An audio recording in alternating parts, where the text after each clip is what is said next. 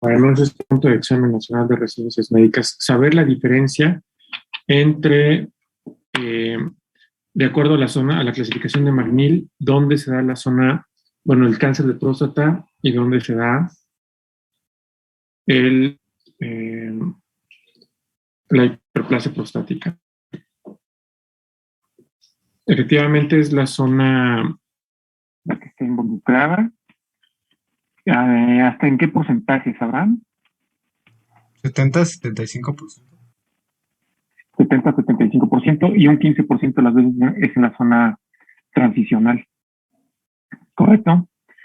Es por eso, si se fijan, la zona periférica está muy alejada de la zona periuretral. Entonces, es por eso que no da síntomas el cáncer de próstata. Los pacientes están orinando bien, no tienen síntomas, están sin problemas y pues está presente un cáncer de próstata. Bueno, ¿qué tan frecuente es? Pues se considera el cáncer más frecuente en hombres y también es la segunda causa de mortalidad por algún cáncer en los hombres. Ok. Pues es muy frecuente. Se dice que 1 de cada 6 hombres en algún momento de la vida tendremos algún problema de cáncer de próstata. Entonces, bueno, es muy frecuente.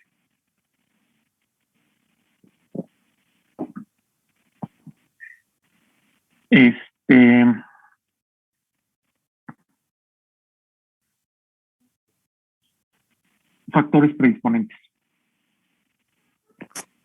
El primero, la edad. ¿No? Mayor de 65 años. También ser de raza como descendiente de africanos o afroamericanos, eso era. Y tener personas como de la historia familiar que también lo tengan. Ok, entonces antecedentes familiares, raza afroamericana. También la alimentación de carnes rojas y alta en grasas, decía. Ok, grasas de origen animal. Ok. La edad también ya la dijeron. La dijo Aranza. Muy bien. Ok. Doctor, creo que también era el síndrome de Lynch, o no sé cómo se pronuncia. Lynch, pero no sé, o sea, lo leí, no estaba entre los principales, pero podría ser un factor de riesgo. Podría ser, pero la verdad es que creo que es bajo. Aquí hay un punto muy interesante. El cáncer de próstata tiene un carácter ambiental, y alguien ya lo comentó aquí, creo que fue Ángel.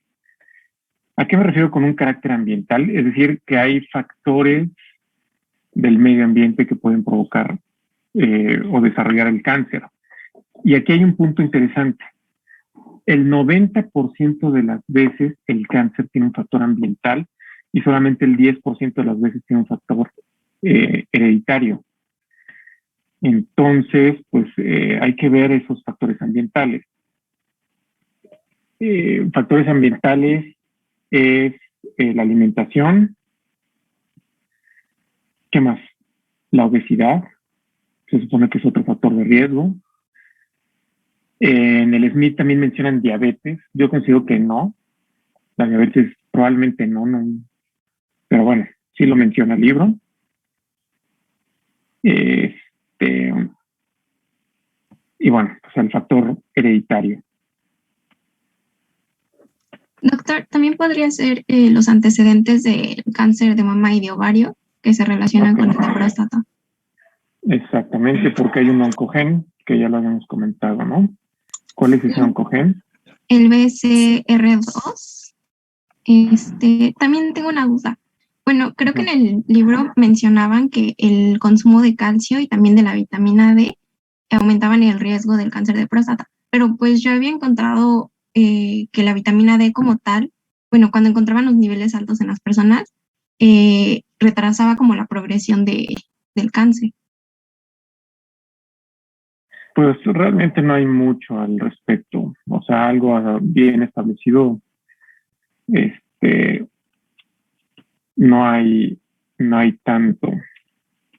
Lo que sí está bien establecido es la raza afroamericana, los factores ambientales, como las grasas de origen animal. Estoy checando ahorita mi acordeón. No.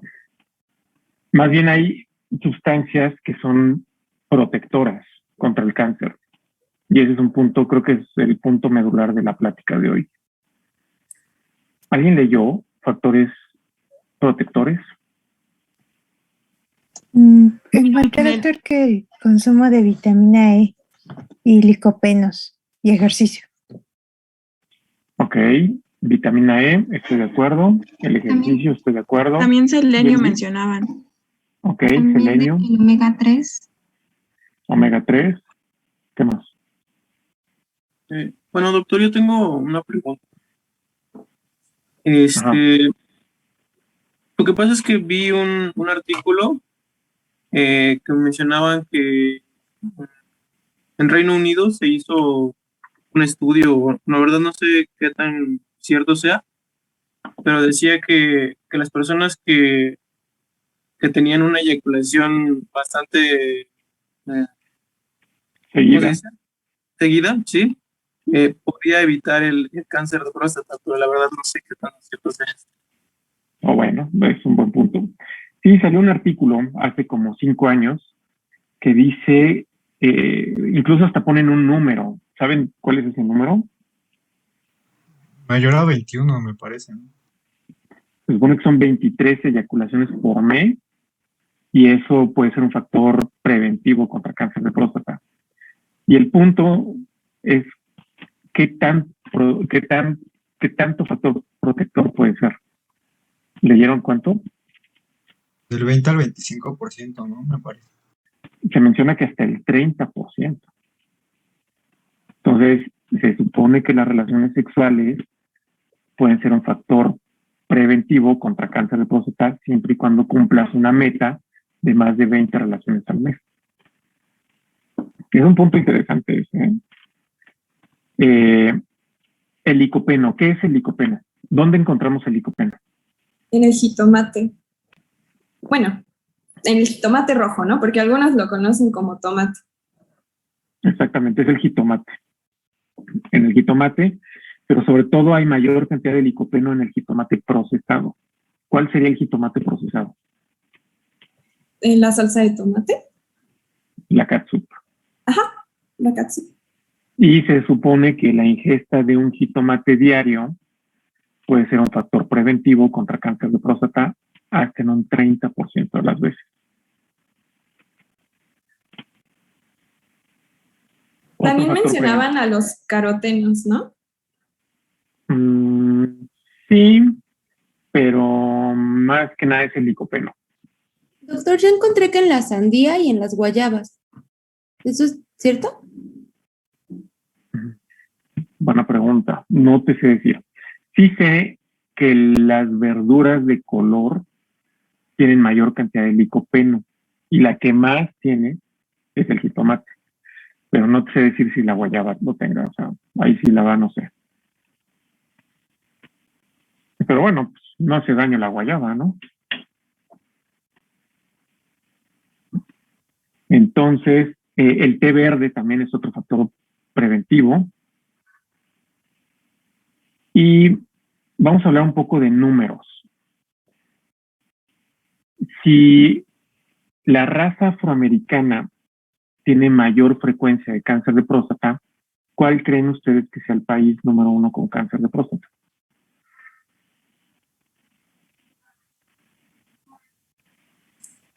Pues Estados Unidos.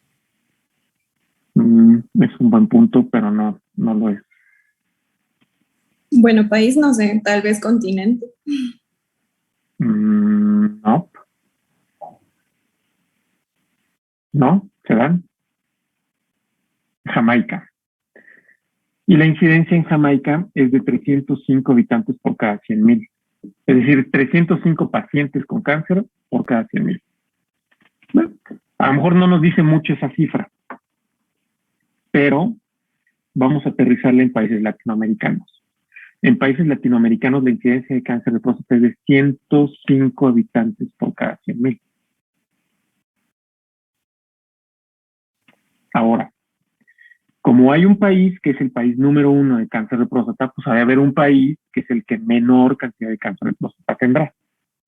¿Cuál creen que sea ese país? De acuerdo a los factores preventivos que comentamos. ¿Algún país asiático? ¿Japón? ¿País del Mediterráneo? Muy bien, es Japón. Es Japón el país con menor incidencia, y para que se den una idea es de 84 habitantes, 84 pacientes por cada 100,000. ¿Ok? Y ahí pues entra el té verde, por ejemplo, la soya, me pasaba a decirles, la soya es otro factor preventivo, el licopeno. Y Pilar comentaba un país mediterráneo. No propiamente, pero la dieta mediterránea también es un factor preventivo. Omega 3, jitomate, ensaladas, etcétera. ¿Sale? Entonces, la dieta mediterránea es otro factor preventivo. Y bueno, Tengo pues, una duda. Ajá. Bueno, leí que también un factor de riesgo podría ser también enfermedades de transmisión sexual, que en específico gonorrea. Ok, es un buen punto. En algún artículo mencionan que las infecciones de transmisión sexual tal vez podrían ser un factor predisponente por irritación a nivel de la próstata. ¿Y cuál de todas las enfermedades de transmisión sexual podrían provocar una irritación a nivel de próstata? Sería la gonorrea. No tanto la sífilis, es más en piel. El herpes, bueno, pues nada que ver, es en piel. Virus de papiloma humano igual, no. Pero es una teoría. Realmente no hay un artículo que aterrice bien esta información. ¿Sí? Pero sí, yo ya también lo había leído. ¿Ok?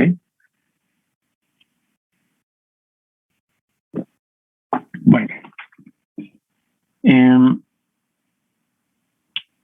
Entre más edad tenga el paciente, mayor probabilidad es de cáncer de próstata. De hecho, hay una como tablita que dice el porcentaje de pacientes con cáncer de próstata a los 40 años de edad. Creo que es 1 por cada 10,000. Después de los 50 a los 60 es 1 por cada 100 habitantes, y así va subiendo hasta llegar a ese punto que les comentaba de 1 a 6. Es decir, de 6 hombres, 1 probablemente podría llegar a tener cáncer de próstata. A los 90 años de edad, el 99% de los hombres tendrán o tendremos un foco de cáncer de próstata. ¿Correcto? A los 90 años de edad. Prácticamente todos los hombres tendrán un foco de cáncer. ¿Y qué les vamos a hacer a esos hombres? Absolutamente nada. Vigilancia nada más. ¿Correcto? ¿Por qué? Porque se ha visto que el cáncer de próstata es más agresivo en pacientes jóvenes. Antes de los 65 años de edad es muy agresivo. Y no se diga antes de los 50 años de edad. ¿Correcto? Bueno. Doctor, tengo una duda. ¿Cuál es como la edad mínima que se podría presentar el cáncer de próstata en un paciente masculino? No, un paciente. Mira, yo tuve un paciente cuando estaba de residente que llegó tapado a López Mateos. Me tocó recibirlo, yo lo vi, 36 años de edad, me llamó mucho la atención que estuviera tapado a los 36 años de edad. Le puse sonda, le agregué como 1 litro, le hago tacto y encuentro una próstata grado 4, como de 80 gramos, totalmente dura y pétrea. Entonces, de primera instancia pensé en una tuberculosis. Lo cité al día siguiente para hacerle estudios. Yo entré a quirófano y cuando salí de quirófano el paciente se desesperó y se fue. Y regresó un mes después con otra sonda de vías urinarias comentándonos que lo habían operado por fuera. Algún intrépido lo operó por fuera.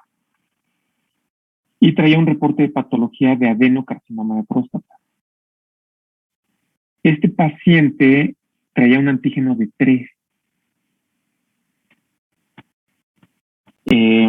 Lo captamos, lo internamos, le empezamos a hacer estudios y bueno, pues ya tenía metástasis. Entonces, de hecho, es un artículo que publiqué. Ese lo publiqué creo que en el 2006 o 2007. Cuando hice ese artículo me puse a revisar todos los artículos que había en pacientes menores de 40 años de edad.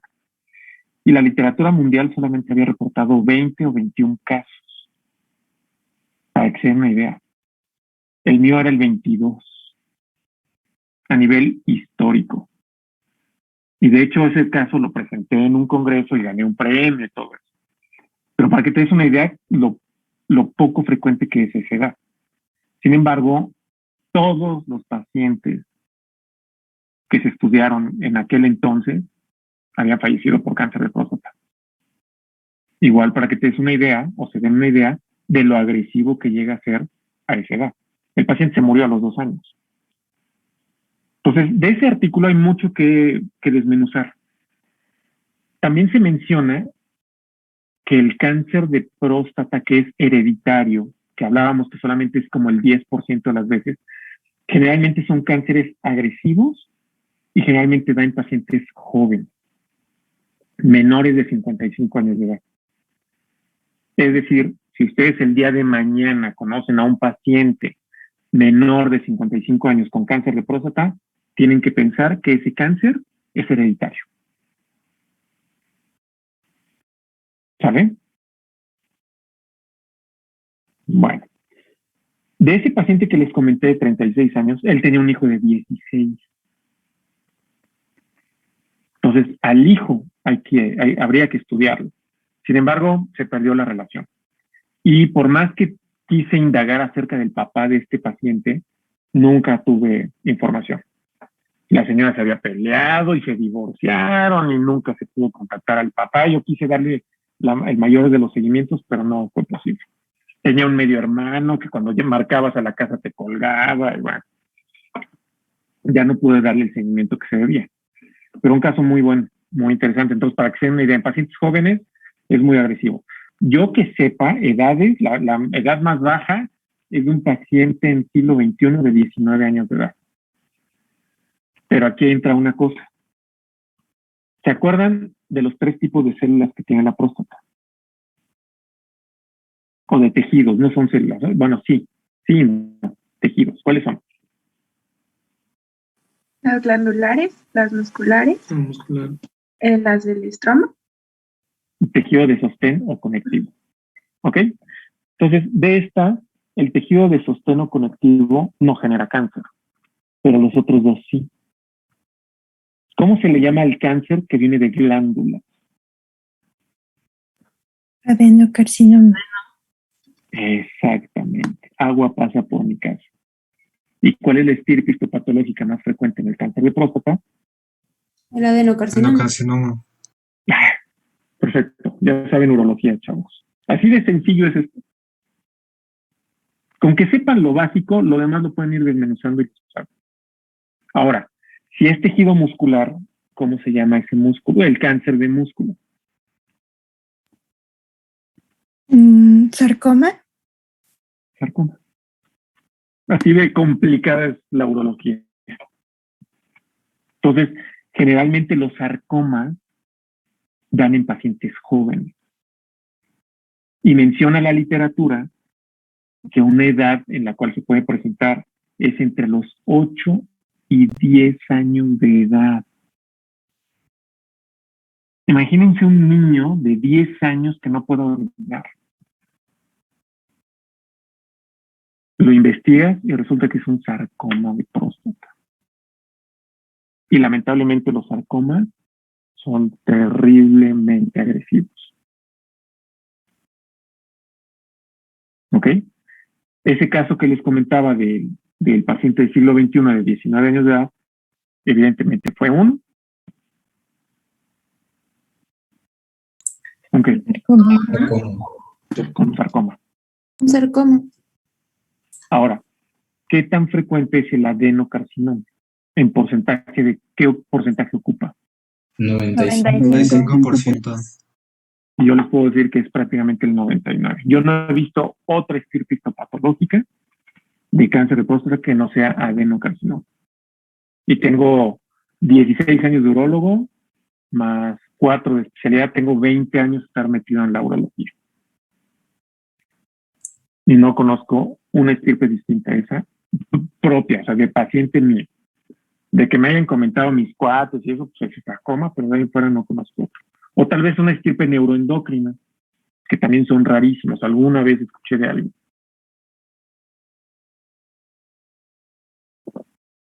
¿Sale? Bueno, entonces ya sabemos la estirpe histopatológica cuál es el adenocarcinoma de próstata. Ya sabemos de dónde viene del tejido glandular. Acuérdense que nada más hay 3 tejidos, no hay más. Y ya hablábamos del cuadro clínico, no hay mucho que desmenuzar ahí, simplemente es asintomático. ¿Por qué? Porque se da en la zona periférica según la clasificación de magnesio. Ya les eché ahorita como 4 respuestas del examen nacional de referencia física. Ya nada más les faltan como 785. Tengo una duda. Entonces, ¿el sarcoma también sería o sea, con factor hereditario? Fíjate que los sarcomas, hasta donde recuerdo, no tienen un carácter hereditario, ¿eh? Acuérdate que es una estirpe diferente. Si fuera adenocarcinoma, sí. Pero yo nunca he escuchado un adenocarcinoma en un paciente de 20 años. Pero si fuera así el caso, sí tiene relación directa con un factor hereditario. Cuando es adenocarcinoma en pacientes jóvenes. Pero en pacientes jóvenes generalmente son sarcomas y no hay una relación hereditaria. Y entonces, esos pacientes que desarrollan sarcoma, ¿es nada más así, de la nada? Hay tumores que se desarrollan de la nada. De la absoluta nada. No sé si ya no sé si qué tanto hayan visto de onco con la doctora Martínez, pero hay cánceres que no hay manera de saber por qué se da. El cáncer de próstata, al ser un cáncer tan común, pues hay muchísima investigación al respecto. Yo les puedo decir que diario hay por lo menos 5 artículos nuevos de cáncer de próstata, porque es muy común. Entonces lo puedes investigar, en cualquier lugar puedes investigar cáncer de próstata, pero sarcomas no son tan frecuentes. Entonces hay menos información, menos artículos, menos experiencia. ¿Sale? Bueno. Cuadro clínico, pues no hay datos hasta que... ¿Cuál podría haber algún dato clínico de cáncer de próstata? Normalmente no hay, pero cuando hay, ¿por qué podría ser? Yo leí que había datos clínicos cuando ya el paciente tenía un proceso más avanzado y se presentaba hinchazón en las piernas o edema. Ok, ¿por qué crees que podría haber edema en las piernas? ¿Por el aumento de los ganglios o la retención de líquidos? Ok, no es tanto retención de líquidos, sino los ganglios. Los ganglios linfáticos empiezan a obstruir los vasos. Haz de cuenta que tenemos las venas y a los lados de las venas están los ganglios linfáticos. Entonces los ganglios empiezan a apretar el vaso y disminuyen el flujo. Y puede haber edema. Yo solamente he tenido un paciente con edema de miembros inferiores y de genitales. Rarísimo, ¿eh? Pero bueno. Ahora, ¿y qué otro dato clínico puede haber en una enfermedad avanzada de cáncer de próstata? Doctor, ¿se podrían presentar fracturas patológicas? Exactamente. ¿Por qué podrían ser las fracturas patológicas? Por metástasis a hueso. Exactamente. Sí, de hecho mencionaban que era dolor óseo en el 25%, pero porque era una de las metástasis al esqueleto axial. Exactamente, esa es muy buena. Al esqueleto axial. ¿Ok? ¿Se acuerdan cuál es el esqueleto axial? ¿Quién me lo dice? Pues todo lo de en medio. Ok. Pues médula, bueno, la columna, las costillas, esternón. Clavícula, cráneo y el esqueleto paraxial. Pues Extremidades. Las extremidades. Extremidades. Ok. Entonces, generalmente son metástasis al esqueleto axial, principalmente a qué zonas da metástasis. A la porción del sacro. Sacra y lumbar. Lumbosacra. Y luego, ¿dónde más? Los huesos del cráneo. Más bien sería costilla, esternón y después a cráneo. Y después, ¿a dónde?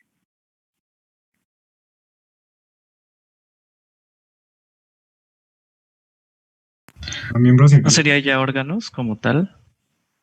A miembros inferiores, fémur, pero generalmente es el fémur la zona proximal, cabeza de fémur y húmero. ¿Ok?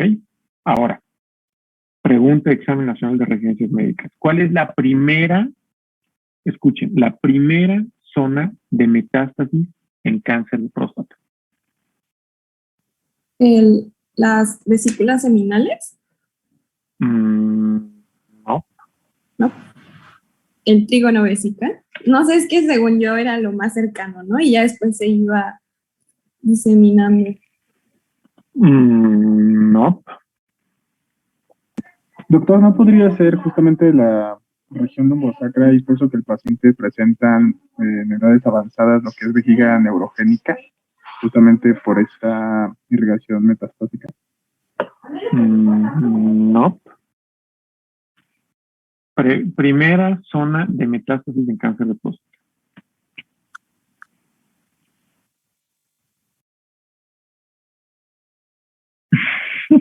Ya lo andan googleando, ¿verdad? ¿Qué pasan, Es ganglios linfáticos. ¿Y de qué zona? ¿Inguinales? ¿Inguinales? ¿No?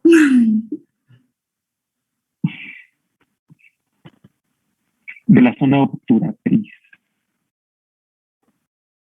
Es decir, a nivel de hueco pélvico. Al lado del nervio obturatriz.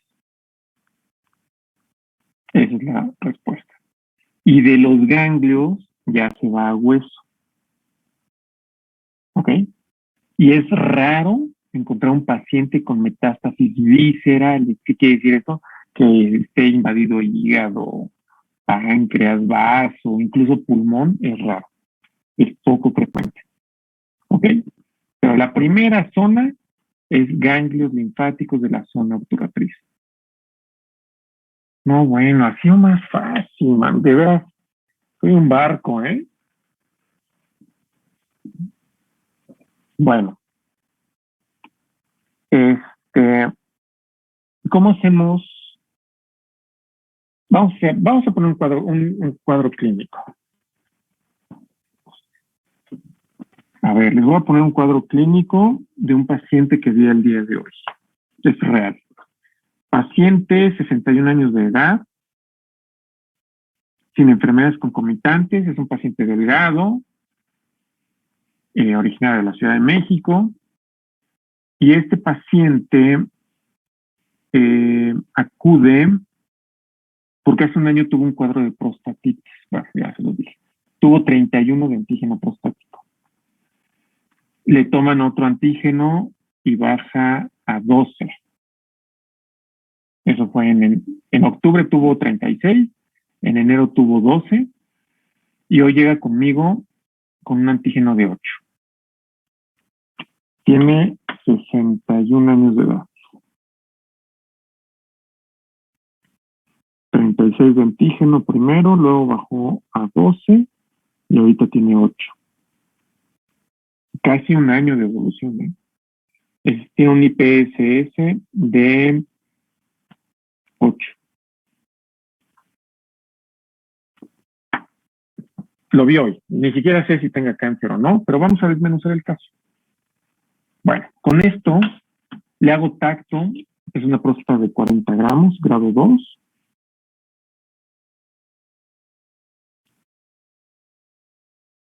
No sospechosa. Me trajo un ultrasonido donde tiene una capacidad vesical de 400 cc y una orina residual de 6 cc. No hay tumores ni piedra. ¿Qué hacemos?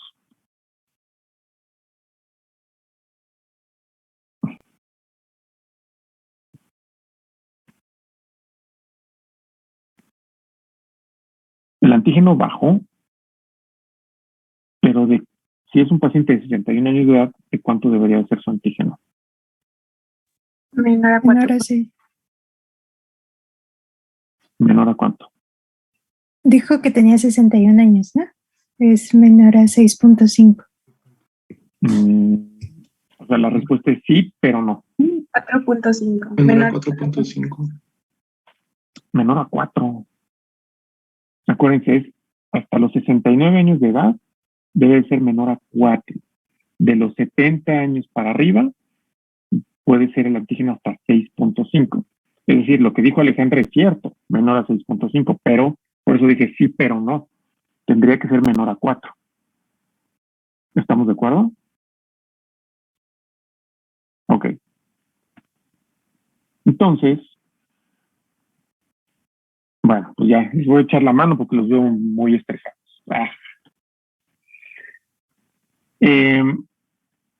Pues lo que hice con él fue repetir el antígeno prostático y lo cité en 2 meses. ¿Qué va a pasar en 2 meses? Este paciente va a llegar en 2 meses con un antígeno probablemente, para esto estaba tomando finasterida. ¿Qué pasa con el finasterida? Lo que vimos ayer, ¿no? Que hace que sea el doble, o sea, enmascara un posible aumento del PSA. Entonces, si hace 3 semanas tenía 8 de antígeno, ¿cuánto va a tener en 2 meses? 16, más o menos. 16. Yo creo que no va a llegar a 16. Yo creo que va a tener 12. Es lo que yo creo. La otra es que siga bajando, pero francamente en tanto tiempo, ese antígeno de 36 que tuvo en octubre, 12 en enero y 8 hoy, yo lo he visto que baja en pacientes en promedio en 2 meses. Y ya lleva casi un año. Sin embargo, bueno, pues vamos a dar el beneficio a ver si sigue bajando. No creo. Entonces, yo creo que va a llegar este paciente con 12 de antígeno en 2 meses. ¿Qué hacemos? Creo que ya podría ser candidato a una cirugía. Primero una biopsia, ¿no? Para ver si pues se le quita todo o no. Ok, bueno, primero tenemos que hacer diagnóstico. Lo que sigue es hacer una biopsia. ¿Cómo se hace la biopsia? Con la resección transureteral, en ese momento se rasca. Era lo que vimos ayer, pero ya. De que... Ay, espera. A ver, que alguien le ayude a Alejandra. Es por modalidad transrectal o transperineal, me parece, pero con ayuda de ultrasonido. Bueno, se supone que se usa, ultrasonido la primera vez como guía, ya después me parece que ya no. Ok. Tenemos, bueno, la biopsia de próstata se hace guiada por ultrasonido y consiste en introducir un transductor endocavitario a través del recto hasta localizar la próstata. Ya que la localizamos, le ponemos anestesia local a la próstata, Nos esperamos 1 o 2 minutos y luego introducimos una aguja especial hasta llegar a la próstata y tomamos tejido de la próstata. Para esto, como estamos trabajando en el ano, que es la zona más contaminada del cuerpo, el paciente debe de tener una preparación especial con antibiótico. Debe prepararse con antibiótico 3 días antes de la biopsia, el día de la biopsia, y continuar con antibiótico 3 o 4 días más. Además de que debe de tener un enema o tomar algún purgante para que el colon esté vacío y no tenga materia fecal. Esto es para disminuir las posibilidades de una infección, de una prostatitis aguda bacteriana. ¿Ok? Entonces, primero tenemos que preparar al paciente, darle su tratamiento de antibiótico, que vacíe el colon. Tenemos que hacerle estudios, necesito yo ver cómo están los plaquetas y tiempos de coagulación. Si están alterados, no puedo hacer una biopsia. Si le hago la biopsia, va a sangrar como un puerco, o sea, entonces no podemos hacer eso. En eso consiste una biopsia transrectal, una biopsia de próstata guiada por ultrasonido, ¿ok? ¿Quién hace la biopsia? Las biopsias de próstata las hacemos los urólogos o los radiólogos intervencionistas. Nada más. No el cirujano, ¿no? Y no es de llegar al chopo a que me la hagan. O sea, no. Hay urólogos que yo soy uno de ellos, invertimos en un ultrasonido y hacemos biopsias, ¿no? Ahí tengo cuates que me mandan a sus pacientes y yo les hago las biopsias o yo voy y les ayudo a sus biopsias, ¿no? Y ¿cuánto tejido se toma para una biopsia de próstata? Me parece que eran 12 muestras. Exactamente, son 12 muestras, 6 del lóbulo derecho, 6 del lóbulo izquierdo. ¿Ok? Y se mandan con el patólogo. Se la mandan a su hermana, la doctora Martínez. A su hermana mayor, la doctora Martínez. Ella lo revisa y 10 días después nos manda el resultado. Y en este caso va a decir un adenocarcinoma de próstata, Gleason 4+3. A ver, ¿qué es el Gleason? Igual, yo creo que un 20% de ustedes pusieron lo que era el Gleason. O sea, pusieron Gleason, pero no lo desarrollaron. ¿Qué es el Gleason? Una escala que nos indique el factor pronóstico, ¿no? Y pues nos dice si está bien diferenciado o no. Ok, ¿quién lo dijo? Soy Pilar. Pilar, ok, ya te vi. Entonces, precisamente sí nos ayuda a estadificar para tener un pronóstico.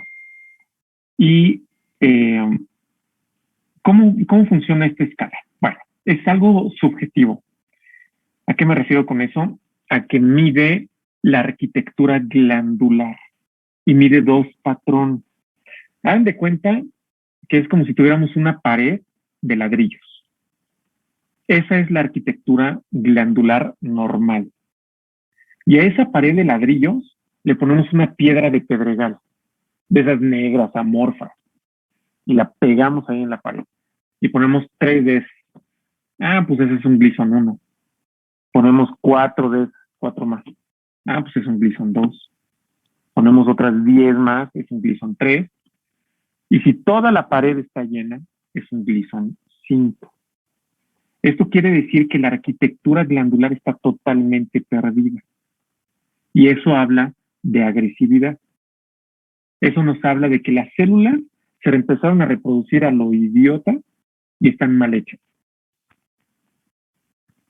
¿Ok? Les voy a poner un ejemplo.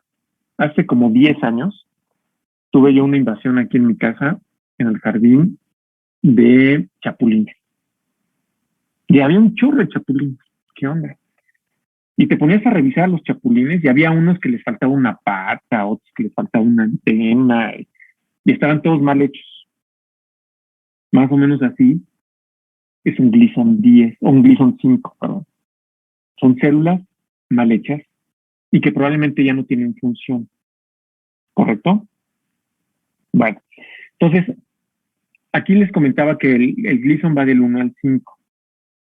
Pero vamos a revisar 2 patrones glandulares. El primer patrón nos habla de lo más frecuente. El segundo patrón glandular nos habla del menos frecuente. No sé si más o menos me explico.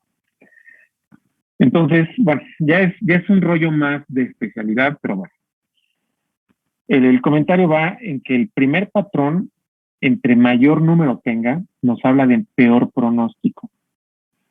Como les comentaba, nuestro paciente tiene un Gleason 4 más 3. Es decir, el primer patrón es el más frecuente, pero también fue el más agresivo en nuestro caso, en el paciente. El segundo patrón glandular fue menos agresivo.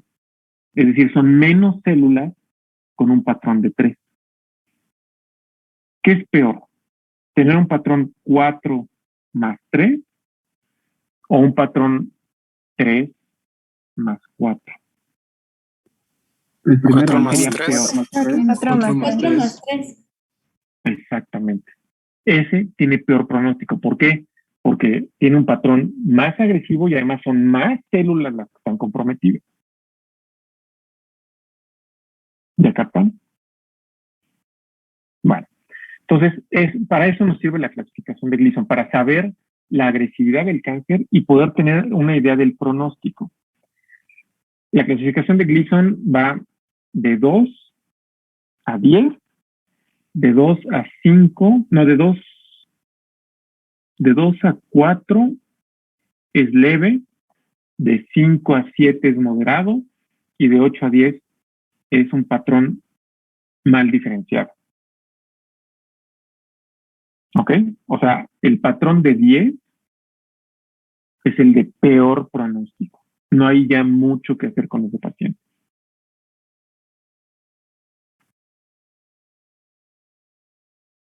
Ahora, yo les comentaba del paciente que tuve hace 15 años, de 36 años de edad, que lo operaron y tuvo un Gleason 10 y tenía 3 de antígeno prostático. ¿Alguien me podría decir por qué tuvo 3 de antígeno prostático? ¿Por qué creen? Porque quizás era un cáncer menos... Ay, perdón. Sí, hablo de cáncer menos diferenciado. Entonces no producía tanto PSA y pues eso estaba como que enmascarando, disfrazándolo, por así decirlo. Exactamente. Las células están tan mal hechas que ya ni producen antígeno prostático. Yo he tenido pacientes con antígenos de 5,000. Solamente un paciente con antígeno de 5,000 y tenía 56 años de edad. Es así mi récord que he tenido. Pero también ya tengo lo contrario. Un paciente con un Gleason de 10 y 3 de antígeno prostático. Las células están tan mal hechas que ya no producen antígeno. ¿Sale? ¿Captaron esto?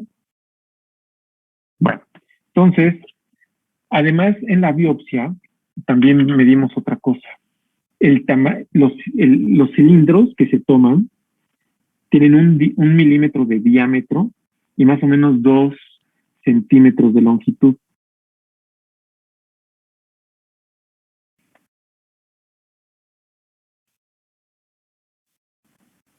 Entonces, el patólogo, su hermana, la doctora Martínez, también me va a decir qué zonas están comprometidas de los cilindros. Hagan de cuenta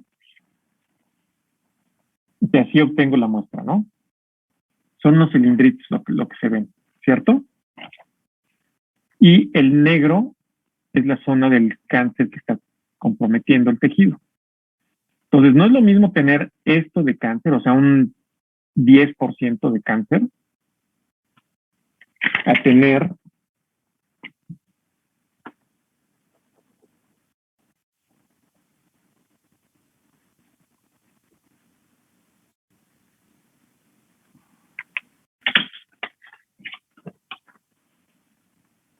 tener esto.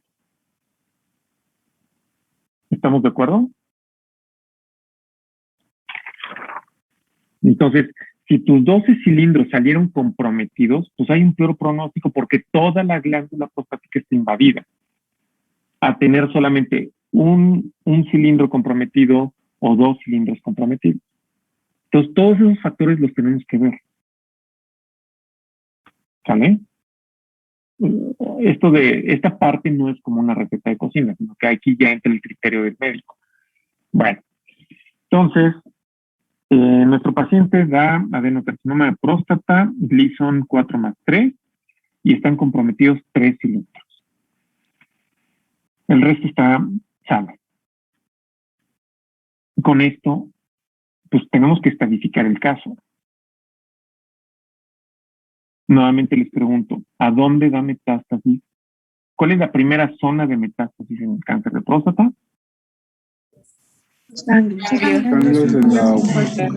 Hueco pélvico. En hueco pélvico y zona obturatriz. ¿Y la segunda zona de metástasis cuál es? Región Los huesos. Los huesos. Lumbar. Área esqueleto axial. Vamos a ponerlo así, área lumbosacra.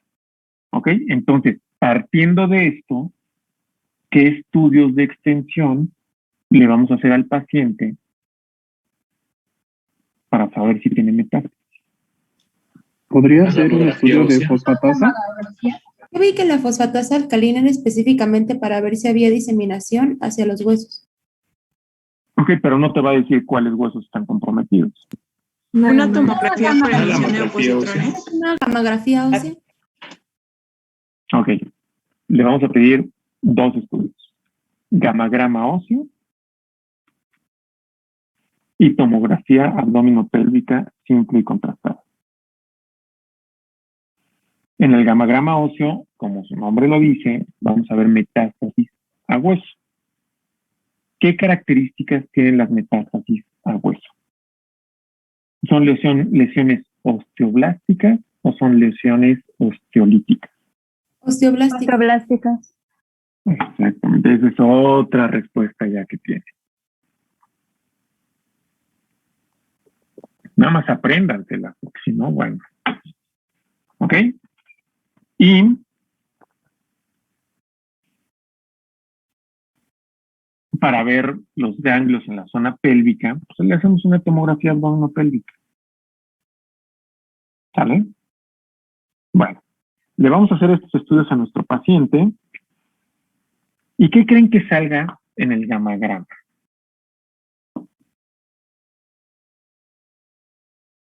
De hecho, ¿cuál sería la indicación de hacer un gamagrama en un paciente con cáncer de próstata? ¿Antígeno de cuánto? Más de 20. Exactamente, antígeno mayor a 20. Eso nos lo dicen los gringos. ¿Pero qué creen? Que ahí no le hacemos caso a los gringos. Ni ellos mismos se hacen caso a ellos. Todo paciente con cáncer de próstata, pídele el gamagrama óseo. Lo más probable es que salga negativo cuando el antígeno es menor a 20. ¿Ok? Ahora, en la tomografía, en este paciente va a salir negativo. No hay metástasis, tampoco a ganglios. Con esto que tenemos hasta ahorita, bueno, vamos a dejar un poquito aparte el cuadro clínico y quiero que me describan qué tratamientos le llevan. Igual ahí en los tratamientos ya muchos ya no llegaron, ¿eh? Tengo una duda antes de llegar al tratamiento. Tengo una duda. Bueno,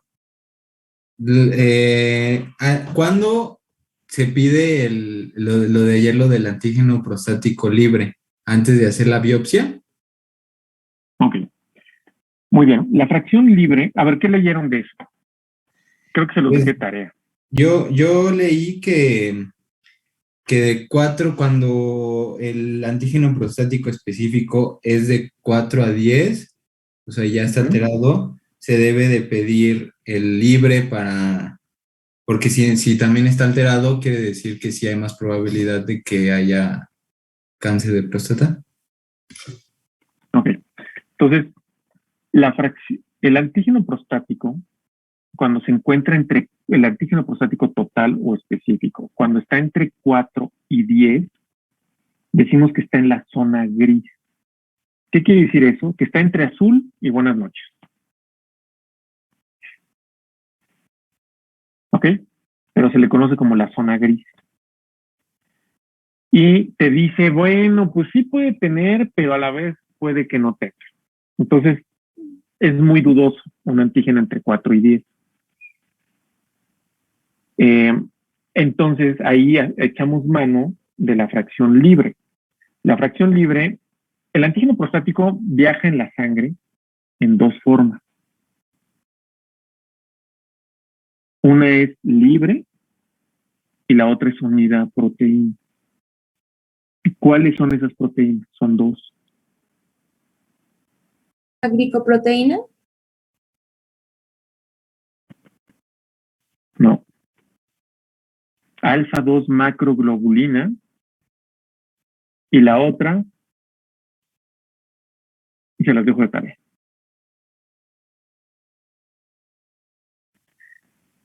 Se ha visto que cuando el cáncer de próstata, cuando tenemos un paciente con cáncer de próstata, la fracción libre disminuye. ¿Sí? Entonces, si yo tengo un paciente con un antígeno de 7, por ejemplo, y tiene una fracción libre menor al 20%, quiere decir que si la fracción libre es menor al 20%, quiere decir que muy probablemente sí tenga cáncer. Entonces ahí se recomienda hacerle biopsia. ¿Correcto? Si es lo contrario, si es por arriba del 20%, te dice que puedes dejar en vigilancia al paciente sin hacerle biopsia. ¿Ok? Entonces la fracción libre te ayuda para tomar la decisión de hacer biopsia o no. Y el corte es menor al 20%. Pero acuérdate, la fracción libre solamente te sirve cuando el antígeno está entre 4 y 10. Por eso, a nuestro paciente que tuvo 12, pues ya no le pedimos fracción libre. Se supone que ahí ya no sirve.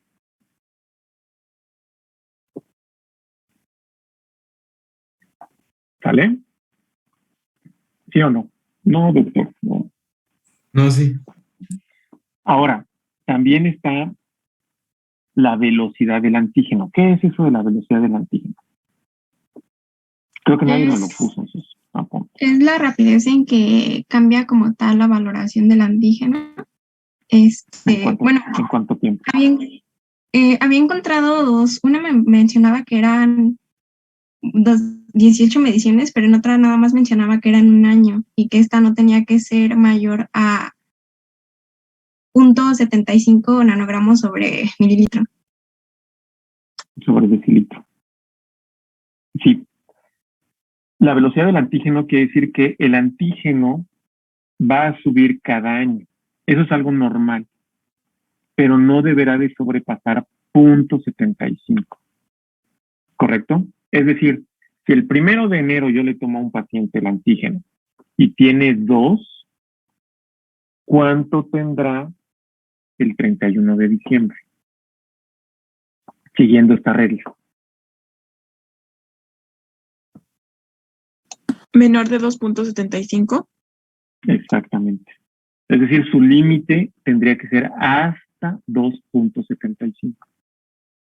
Pero si nuestro paciente que el 1 de enero le tomamos un antígeno y tiene hoy 2, y el 31 de diciembre le tomas otro antígeno y subió a 4, ya se rompió esa relación. Y entonces la velocidad del antígeno fue superior. Y tienes que ponerle la lupa al paciente. No quiere decir que le hagas biopsia ahí, no, pero sí lo tienes que mantener vigilado. Ahora, si ese antígeno de 2 sube a 8, bueno, pues igual le tomas la fracción libre, pero muy probablemente le tengas que hacer una biopsia.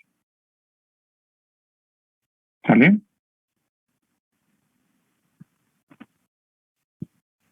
En nuestro caso hipotético, pues no entró porque pues, tiene 12.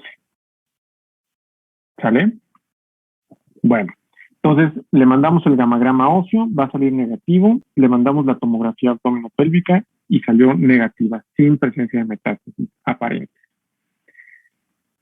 Esos son los estudios que hoy día tenemos a la mano y que son los más económicos. ¿Alguien leyó algo diferente a esto, algo más nuevo de estudios?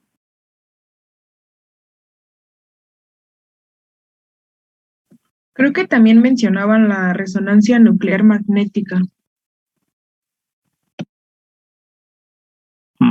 Ok, la resonancia magnética, no me refiero a ese, hay otro. La ¿Es multiparametría. el PET? Es el PET. PET scan con un radiomarcador que se llama, uno es fluoruro sodio, pero ese ya no se usa tanto, y el otro es con PSMA, ya me acordé, PSMA. Eso es lo de hoy. PET scan con PSMA. ¿Ok? Pero te cuesta 31,000 pesos. El gamagrama óseo te cuesta 4,000 cuando mucho y la TAC te costará otros 4. Entonces, por el precio, todavía no es tan viable. ¿Sale? Y por ejemplo, pues, siglo XXI no tiene PET, no tiene el resonador. El ISSSTE tampoco. El INCAN sí. Nutrición, no sé. El GEA González, creo que tampoco. Entonces no es tan fácil tenerlo. ¿Sabe? Pero bueno, eso es lo in, ¿no? Como lo de hoy. Yo no lo mando. Yo mando todavía gamagrama óseo y tomografía. Y salvo que tenga alguna duda en esos resultados, entonces ya mandaría el PET scan con PSMA. ¿Ok? ¿Qué quiere decir esto? Es una tomografía ultra fina, por así decirlo, que se pone un marcador que se va directamente a las células de cáncer de próstata.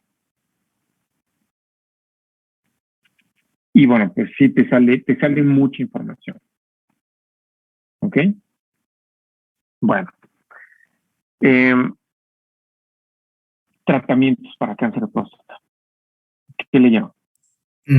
Pues cirugía, pues prostatectomía radical, radioterapia y también se mencionaba la hormonoterapia. Ok, entonces has mencionado 3.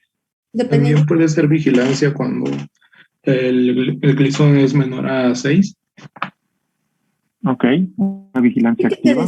Se dividía por estadios. Cuando es el primero y el segundo, era como de bajo grado y ahí teníamos que ver si era focalizado o no. Dependiendo si el paciente tenía como esperanza de vida de más de 10 años, sí tenía como que hacerse tratamiento de resección total. Y cuando la esperanza de vida del paciente era menor de los 10 años, únicamente era pues observación.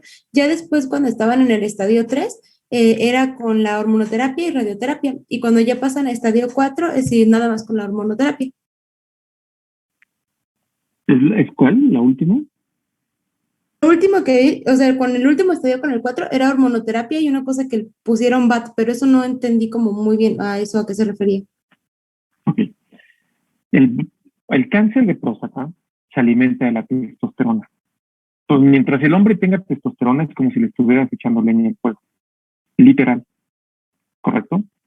Entonces, el BAT, B de burro, AP, quiere decir bloqueo androgénico total.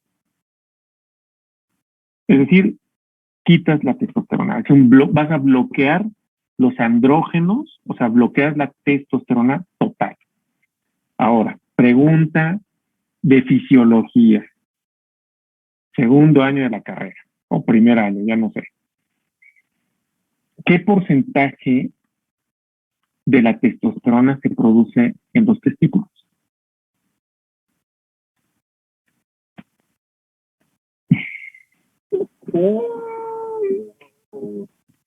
Ahora, aquí veo muchas mujeres. ¿Qué creen, niñas? Que ustedes también secretan testosterona. ¿Se acuerdan en dónde secretan ustedes testosterona? Afortunadamente secretan muy poquita, ¿eh? Exactamente, en las suprarrenales. Entonces, ustedes tienen suprarrenales y secretan muy poquita testosterona. Nosotros hombres damos testosterona suprarrenales y en testículos. ¿Qué porcentaje se secreta de testosterona en los testículos y qué porcentaje en las suprarrenales?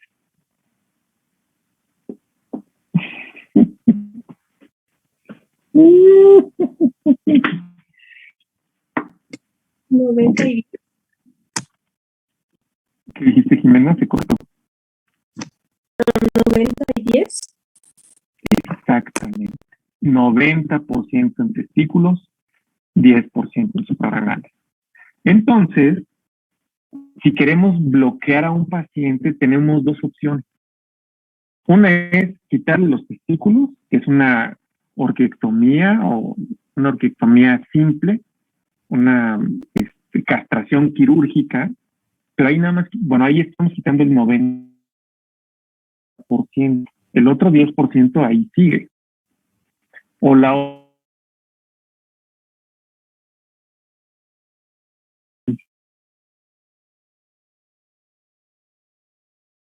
¿sí?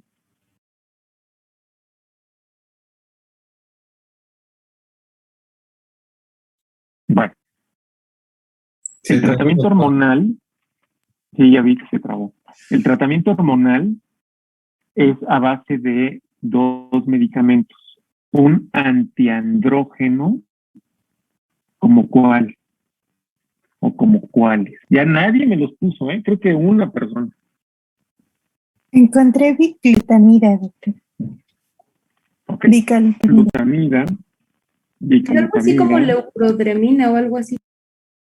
Ok, pero acuérdense, hay dos. Uno son los antiandrógenos, que son tabletas como bicglutamida o flutamida, y tenemos los análogos de la hormona liberadora de hormona luteinizante.